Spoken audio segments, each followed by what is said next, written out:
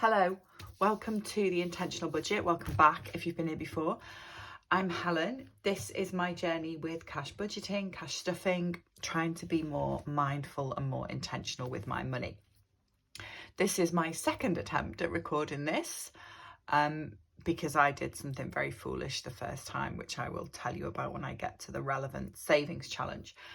I'm doing my close down for August. I usually close down 1 month and start the next, all in the same video, but I'm off work this week, so I've had a little bit more time to think and plan and organise.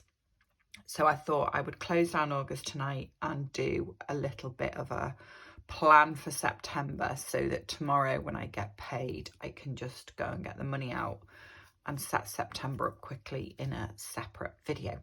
So hopefully this will go okay. I've not done it like this for a while, so we'll see how we get on. But I hope you're all okay. I hope you've had good weeks and that, yeah, everything's going okay. I've got a little bit of money left here, £50 from what's left in the bank.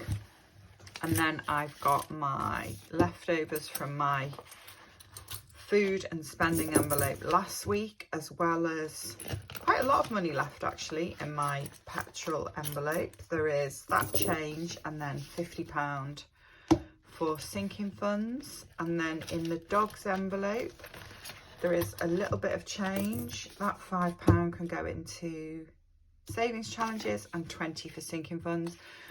I had £90 in the dog's envelope last week, and I went and I've done a big bulk buy of food. Spent £65 on dog food, which is the most money I've spent on dog food in one go, probably since I've just had one dog. So I think that's enough money to last us until about mid-October, but it's a bit of an experiment, so we'll see. So yeah, there was only £25 left there anyway. Right, change.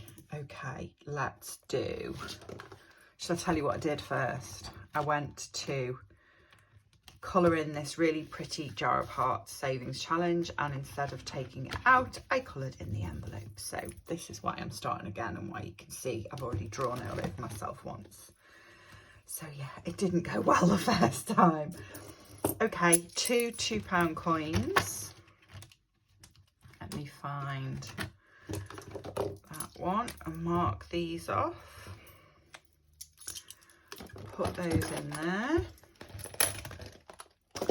And then penny savings challenge, £1, 20, 40, £1.60, £1.70, £1.80, £1.86.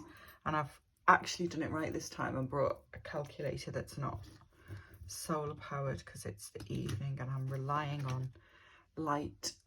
So yeah, I'm sorry if the shadows are funny because I've got the lights on. I hope they're not. Okay, £1.86. Let's get rid of that 50p. And the 45p. 40p equals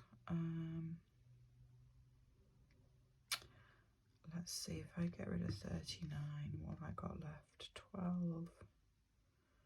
No, that's gone. Add 30. Oh, I just can't do maths. Right, 51.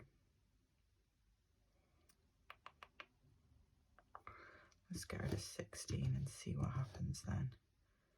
Yeah, that can be done. 16 and 35. There we go. Right. I swear that adding up those pennies takes the longest out of anything I do.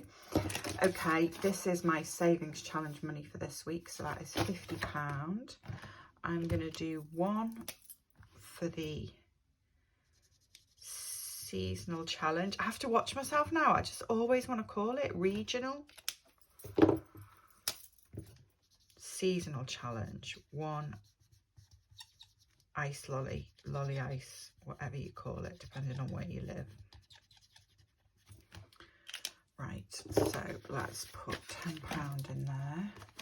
And then I'm going to take the jar of hearts challenge out of the envelope and colour it in properly. Okay, I can't believe I did that. It was really neat as well. And then I moved and they all moved. Okay, so I'm going to put 25 in my 52-week challenge. So I'm going to do 15 and I am on to the £5 now for this one. So let's colour in 1, 2. I always go really quiet when I'm colouring in, sorry. I'm not very good at multitasking. 3 of these. Get that done. Actually colouring the challenge, not the envelope, which is helpful. Okay, £15 in there. And that should now have 40. Yeah, £45, that's right, isn't it? Okay. £15 goes in there. And then that £25 is going into one of these. I feel like I'm on countdown for this now. I'm desperate to get it finished. I just want to count it. There we go. Okay. Right. This one. Okay, so what did I have left? I had £20 left from the dog, so that goes into vet bills.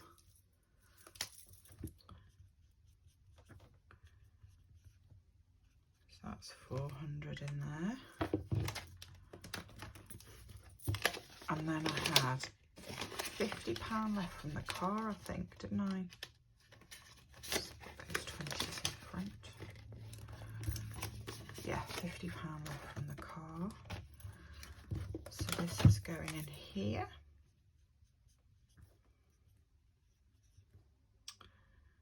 £460. And I think when I have set up September, I think I'll probably bank some of this money just because I need to get the money that's in my house envelope bank to pay the roofer. So let me just see, 180. What should there be in here?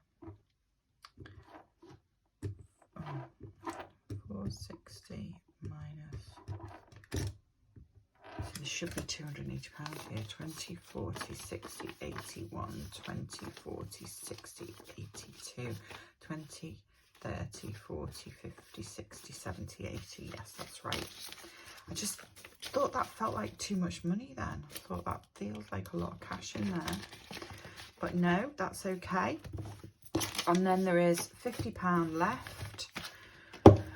And even though I am tempted to abandon my own rule of putting whatever's left in travel and sticking it in the house envelope to help pay for the roofer, I'm not going to do it. I'm going to stick to that goes in my travel envelope. So there's £290 in there now, which I'm quite pleased with. Oh God, nearly finished that one. One more. So yeah, that 50 can go in there.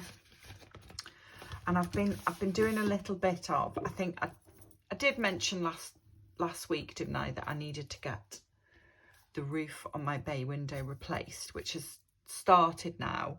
I'm hoping it doesn't rain because the roof's been taken off and there's a load of tarpaulin over it. So I'm just praying for no rain tonight.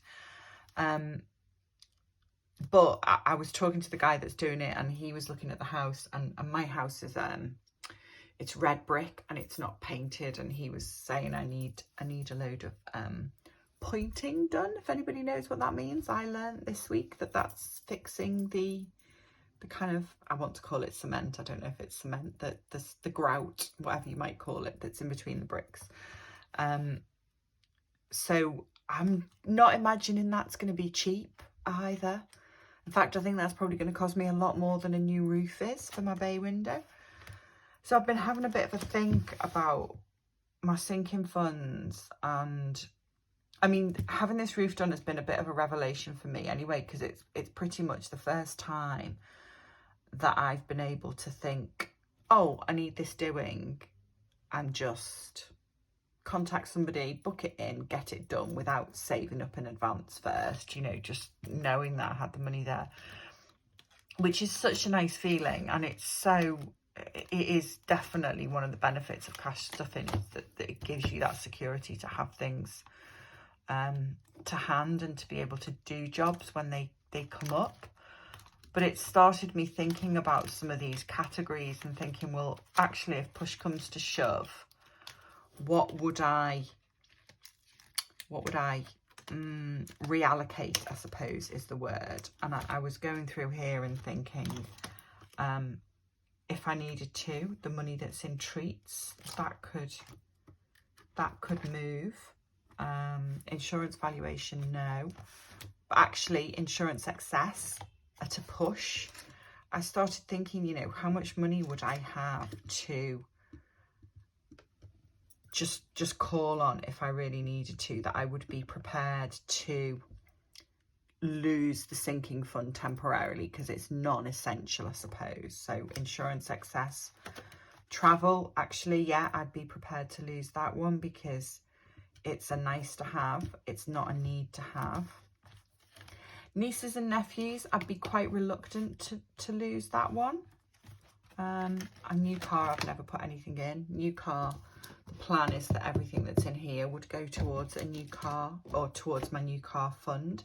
But again, not essential. If push came to shove, I could reallocate some of that. And then what is there in here that I could move? So my annual bills, no, I wouldn't reallocate that.